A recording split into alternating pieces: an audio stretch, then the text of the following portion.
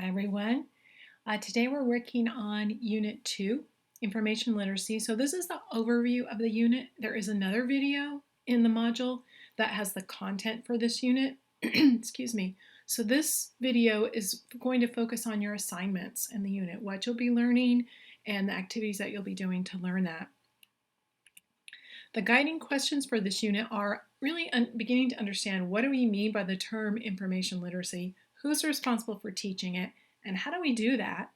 How do you use information literacy in your own life? And then we're going to toss in there, just for a little bit of extra practice, is working on APA format. And I know for some of you this may be repetitive. For others of you, maybe you've been expected to use APA format but have never actually been taught how to do that. And so my goal is to help you with those skills so that you'll be able to use the format correctly in your assignments in this course and in other courses in your graduate program. So to do those things, you are going to create a definition of information literacy. So for all of you constructivists in the course, you'll be happy to know we're going to work on that, developing that definition together, constructing that definition from resources that are available. We'll identify the role the information literacy plays in our world. We're going to analyze some standards that guide teachers towards teaching information literacy skills. And then we'll actually apply some of those APA format details that we're going to be working on. I would encourage you to start this unit, once you finish the video here with the overview, to go directly to the checklist, because it will be a great reminder of what you need to be doing in the unit, what you need to have completed, and use that as your guide. We're going to be focusing on a couple of models of information literacy, and I'll speak about these more specifically in the content video. So Michael Eisenberg has the Big Six model, and Carol Kolthua has the information search process model. And so we'll be delving deeper into these models and looking at how they give us structure in teaching students to find, evaluate, and use information. Okay, first assignment for this unit is the APA style activity. It's due February 3rd, so you want to pay attention to that. That's before the actual unit ends. So this is kind of earlier part of the unit, so you'll want to do this assignment first. I created a tutorial, and you'll find that in the module for Unit 2. Be sure to watch that.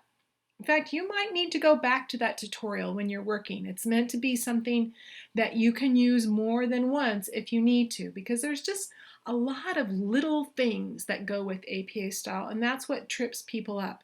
So I meant the tutorial to be a resource. I don't intend that you watch it once and know everything. I've also given a suggestion in the assignment for an online resource that you can use to help guide you. After you watch the tutorial, complete the activity. What I'm asking you to do is to take a look at 5 articles that you can find in our Canvas course. There's a module that has just a collection of different articles, and there's 5 certain ones that I want you to look at. And I want you to list them using correct APA style based on what you learned in the tutorial. And that's what you'll submit for your assignment. Then I'll give you feedback so that when you get ready to do your bigger inquiry project, my hope is that you have a really strong sense of confidence in knowing how to use APA style to list resources. Now, we're not going to learn everything about APA. We're actually focusing on 3 skills when it comes to APA, and you'll see that when you get to the tutorial. We're constructing this definition of information literacy. And to do that, I'm going to ask you to find a resource that explains what information literacy is. Could be an article online, a video, an image, and I'm going to ask you to post that resource on a website called Padlet, where I've created a space for us to collect these resources together. It's a private space, so just our class that has the URL can get to this space.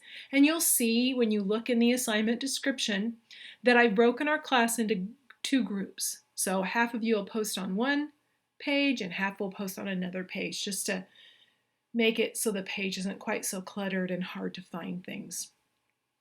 So you'll post that resource and you'll look at the resources that other people have posted too. And from that information, you really start to get a good sense of what we mean by the term information literacy.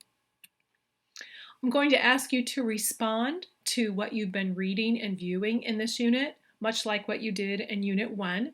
So you'll take the assignments that you've been reading, and that's chapters 2 and 3 in our textbook, and then some videos that I've included in the module for Unit 2. And once you kind of collect all that information, you'll summarize that, post it in the discussion board, and then respond to the summary of at least 4 other students. Now, for the discussion for this unit, we're going to be talking about standards. And you have 2 options. Option 1 is that you can participate in the discussion board that's in Canvas. And you can read in the assignment description what I'm expecting from your contributions, but you'll post your responses to other students in the discussion board. And if you choose that option, your posts should all be in by February 10th.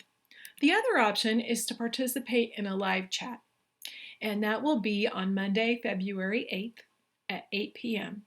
And I've included a link. We're using the tool called Zoom, which is a video conferencing tool. It doesn't require any special equipment. All you have to do is click on that link and you'll get into Zoom.